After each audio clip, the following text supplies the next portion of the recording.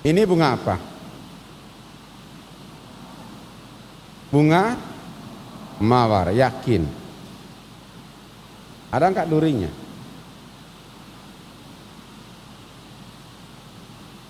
Ada enggak durinya? Sekarang enggak ada, tapi sebelumnya ada. Tapi sudah dipotong. Tapi masih ada sedikit yang di bawahnya ada. Mengapa saya ambil ini?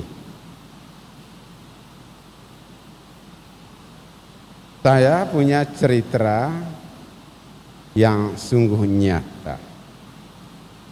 Ketika masih belum sampai 1 tahun, saya menjadi seorang imam. Saya menghadiri untuk mendoakan ulang tahun seorang anak yang genap 12 tahun. Kurang lebih seperti umur kalian sebagian di sini ya. Dari keluarga yang sederhana. Tidak ada pesta yang lebih besar. Makan biasa saja, doa. Kemudian disediakan kue yang kecil.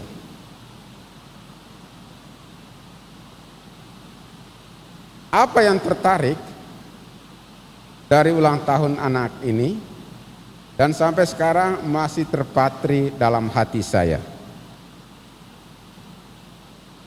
Ketika ayahnya, karena dia anak sulung, menyampaikan sepatah kata kepada orang tua dan adik-adiknya. Kami saya ingat waktu mungkin 11 orang aja, gak banyak, dengan teman-temannya. Lalu dia pergi ke dapur. Saya pikir dia lari takut memberi kata sambutan karena malu. Rupanya dia sembunyikan setangkai bunga mawar, masih ada durinya. Tapi bukan warnanya seperti ini, warna putih.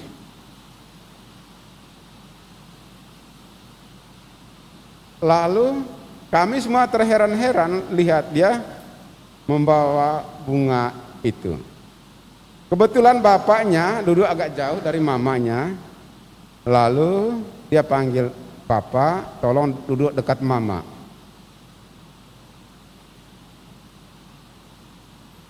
Dan ketika bapaknya duduk dekat mamanya, kami semua terheran, apa yang mau dilakukan oleh anak ini? Papa dan mama, sampai saya berusia 12 tahun ini, kasih papa dan mama tidak pernah pudar untuk kami.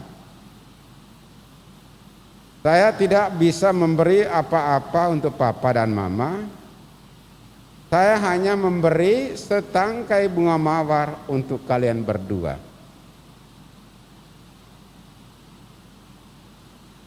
Teman-teman, anak ini sopan nggak dia memberi itu? Layak nggak dia memberi bunga mawar itu untuk orang tuanya? Saya tanya dengan kalian. Menurut kalian, apa yang harus diberi oleh anak itu? Apakah dengan memberi bunga mawar itu layak enggak? Yang bagian sini. Layak enggak? Mengapa? Mengapa layak? Ayo, mengapa layak?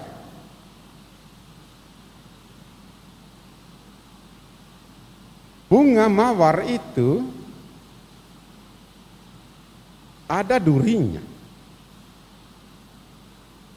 Tetapi bunga mawar itu indah,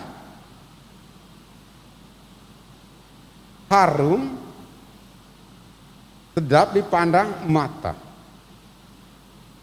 dan cukup tahan atau dekorasi dibandingkan dengan bunga yang lain.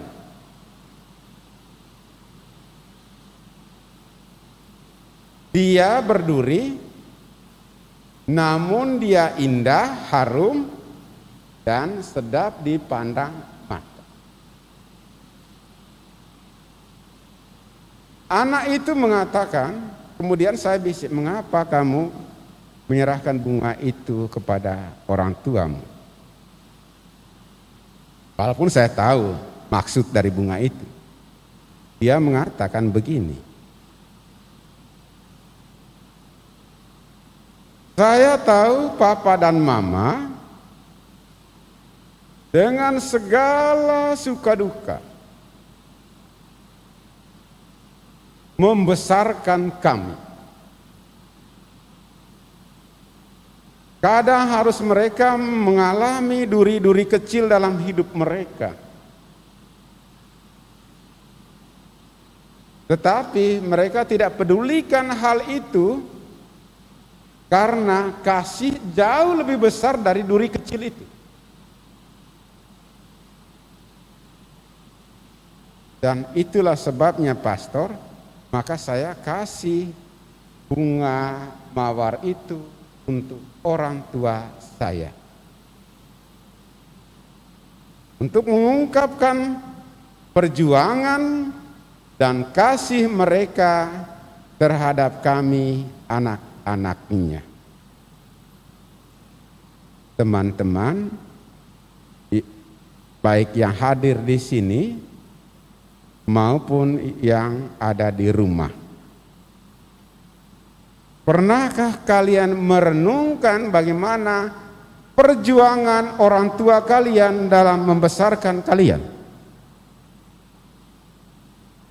Atau lebih banyak kalian menuntut supaya keinginan harapan kalian itu dipenuhi oleh orang tua, padahal orang tua harus banting tulang untuk mendapatkan permintaanmu itu? Apakah kalian mampu melihat situasi dan kondisi orang tua, perekonomian kalian, orang tua kalian?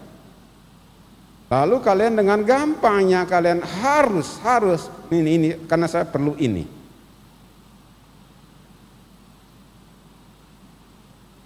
Intinya kalian harus pahami situasi dan kondisi orang tua kalian. Bunda Maria, Santo Yosef, bukan tanpa beban, bukan tanpa derita, masalah, mereka mengemban tugas yang diberikan Allah untuk menjadi orang tua dari putra Allah itu, yakni Yesus Kristus. Maria banyak mengalami penderitaan batin dan fisik karena tugas yang diembankan oleh Allah. Namun karena cintanya, ketaatannya, kesetiaannya dan imannya kepada Allah, ia menerima tugas itu. Santo Yosef bukan tanpa beban dia melihat Maria mengandung sebelum mereka hidup bersama. Itu untuk orang Yahudi itu beban moral.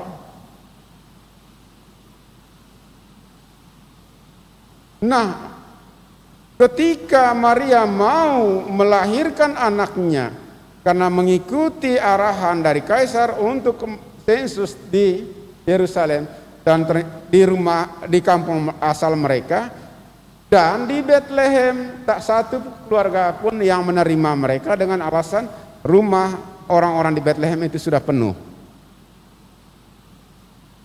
Maka Maria bersama Yosef suaminya harus melahirkan putra Allah itu di kandang hewan. Tentu seorang ibu, tentu seorang ayah merasa tidak enak. Dari apa? Karena kondisi ekonomi mereka. Mereka tidak bisa menyewa penginapan yang besar karena mereka orang miskin.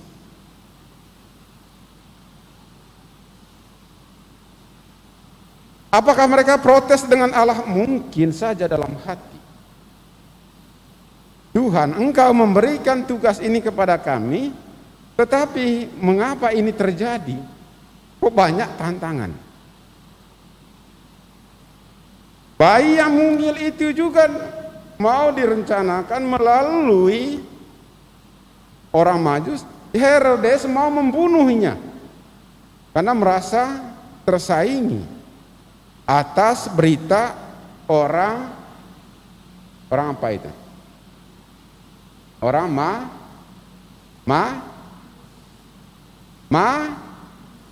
Majus. Ayo. Bagian di sini sebut satu orang, siapa nama orang Majus. Nanti nomor 2. Ayo teman-teman, Miss Dinar, jangan lupa. Siapa? 1.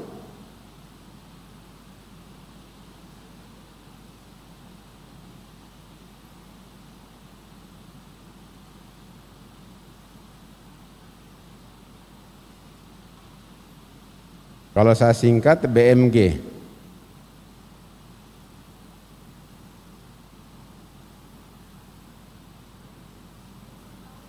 Apa Jason? Apa? Jesselin apa?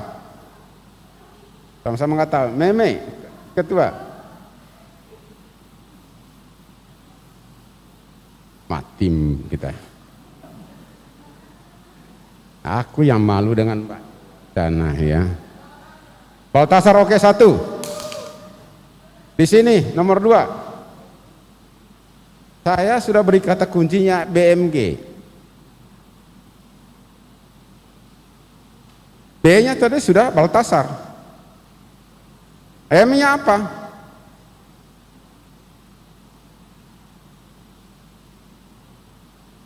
Aduh.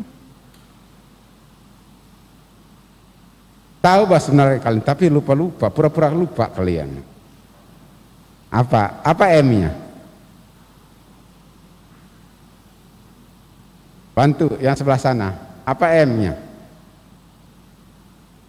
Apa M-nya? Apa M? Melkior. G-nya apa? Hah? G-nya? G-nya Gaspar. Ingat ya, BMG ya.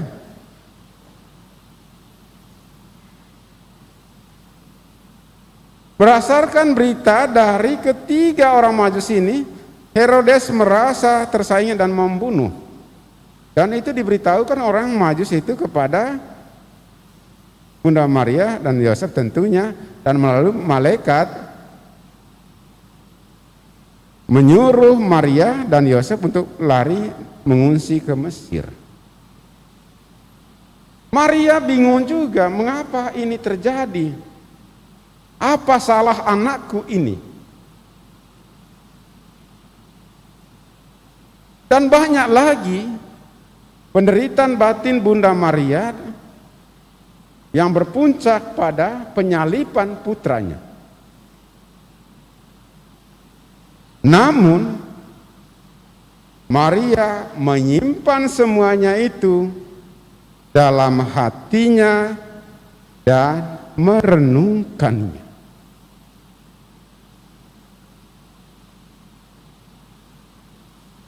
Yesus Kristus sebagai manusia, sebagai anak, dia tetap tunduk dan taat kepada orang tuanya, Maria dan Yosef. Dia membantu pekerjaan Bunda Maria di dapur, membantu pekerjaan Yosef sebagai tukang kayu. Tetapi dia juga tidak melupakan tugas yang diembankan Allah Bapa kepadanya. Ingat kisah Yesus ketika berumur 12 tahun. Apa kisah itu? Kisah apa itu? Yesus yang tertinggal di bait Allah karena sedang berdialog dengan para orang-orang Farisi dan ahli Taurat pada saat dia mengikuti Paskah. Maria dan Yosef harus 3 hari jalan kaki mencari putranya kesayangannya itu. Ketika mereka menemukan dia di bait Allah, Maria mengatakan, "Nak, mengapa kamu lakukan ini kepadaku? Aku dan ayahmu bersusah payah mencari engkau." Enak saja dia menjawab, "Mengapa kamu harus mencari aku? Tidak tahukah kamu bahwa aku harus berada di rumah Bapakku?" Dia menjawab dalam konteks perannya sebagai apa? Putra Maria atau sebagai putra Allah? Putra Allah. Tetapi sebagai putra Maria dan Yosef, dia pulang ikut bersama dengan orang tuanya ke masa. Kemana dia? Ke Pontianak ya. Atau ke Ketapang. Dia pulang ke apa kampung Maria dan Yosef? Kalau ini nggak tahu lagi, terlalulah kalian. Apa kampungnya? Apa kampung Maria dan Yosef itu? Tempat Yesus dibesarkan. Nazaret. Jadi, teman-teman, apa yang mau saya katakan? Kita melihat orang tua kita, memahami orang tua kita, dengan memahami peran Bunda Maria bahwa dalam membesarkan kalian, orang tua itu bersusah payah.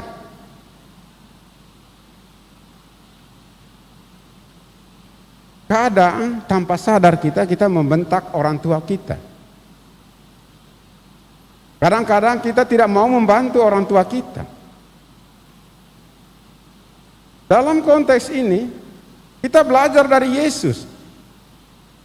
Meskipun dia putra Allah, dia juga sadar bahwa dia juga putra Maria, putra Yosef. Dia membantu pekerjaan orang tuanya, bukan dilihatnya saja, bukan tinggal hanya meminta-minta, tidak. Dia sadar bahwa orang tuanya bekerja keras, maka dia harus membantu sebagai putra manusia. Sebagai putra Allah, dia turut berdoa, mengembangkan tugasnya. Kisahnya di bait Allah.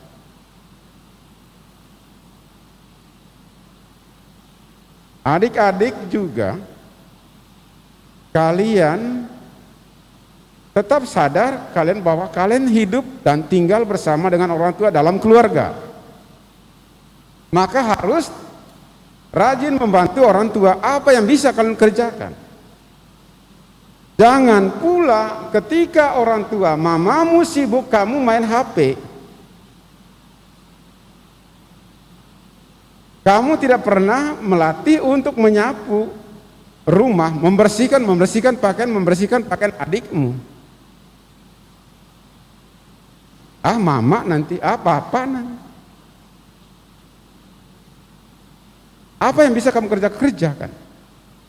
Disitulah bukti cinta balas jasamu kepada orang tuamu sebagai anak. Karena kita tidak bisa membalas semua jasa orang tua kita. Nah, sebagai anggota gereja, teman-teman juga hadir di sini menjadi pelayan yang istimewa untuk kalian.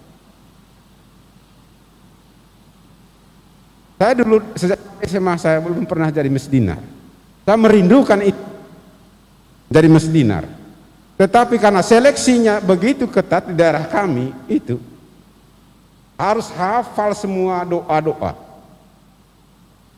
baru layak jadi misdinar. Tahu nggak kalian doa harapan, doa iman? Bukan aku percaya ya. Doa malam, doa pagi, 5 perintah harus hafal. Kalau enggak itu enggak layak jadi misdinar. Mengapa? Karena nanti mereka sebelum misa, karena ada kebiasaan di sana, sebelum misa itu anak misdinar itu memimpin doa pagi untuk umat yang hadir di situ. Doa-doa harian. Maka mereka harus tahu. Maka saya nggak pernah lulus kalau tes jadi misdinar. Bersyukurlah kalian jadi misdinar. Mengapa? Karena itu di depan altar itu bukan gampang. Itu sangat istimewa.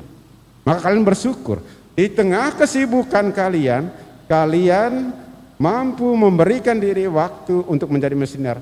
Dan saya terima kasih untuk kalian atas dedikasi kalian itu ya.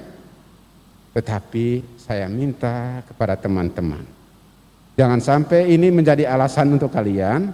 Misalnya kalau ada pekerjaan di keluarga, kalian mengelak dengan lari ke sini padahal belum ada tugas di sini. Jangan juga gitu ya. Kalian tetap setia menjadi anggota misdinar, tetapi jangan lupa juga tugas sebagai anak di Daruma. Jangan juga lupa tugas sebagai siswa-siswi.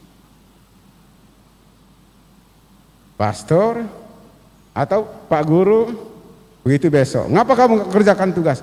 Karena kemarin kami dipanggil Pastor Leo untuk latihan di sana. Aku yang disalahkan. Padahal malah sendiri kalian nggak mau mengerjakan tugas.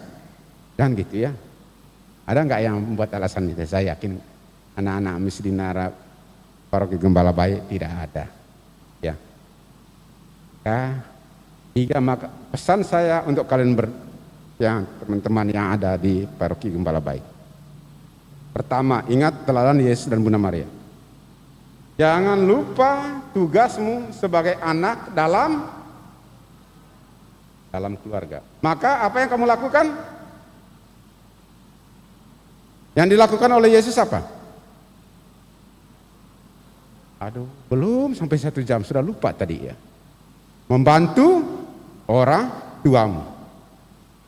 Yang kedua, kalian sebagai siswa, pelajar, siswa-siswi, apa yang kalian lakukan?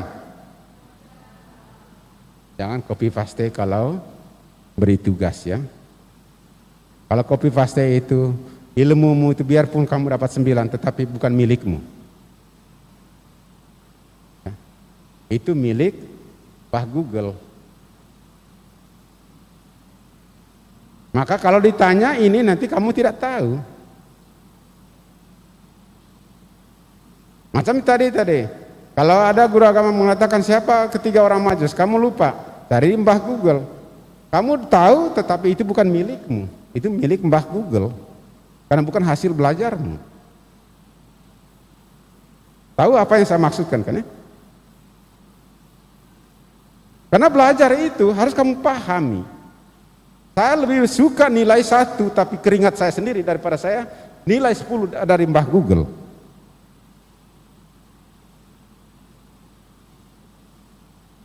Yang ketiga, kalian tetap sadar sebagai anggota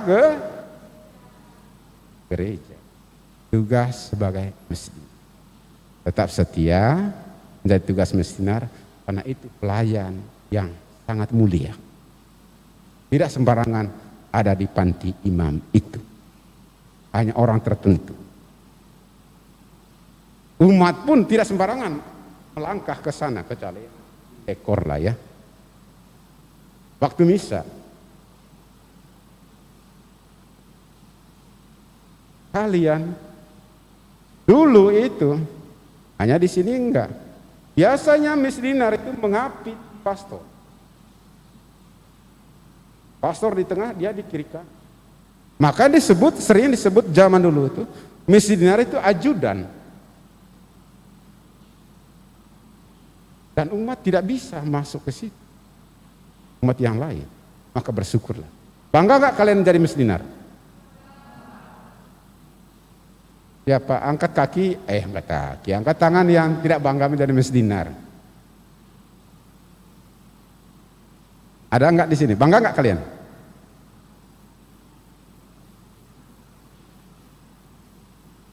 Yang enggak serius bangganya. Bangga enggak kalian? Jadi yakin? Kalian bangga jadi Miss Dinar? Maka tetap setia menjadi Miss Dinar di tengah-tengah kesibukan kalian ya. Tuhan memberkati kita semua. Amin. Kita kembalikan lagi bunga ini di mana tadi ya?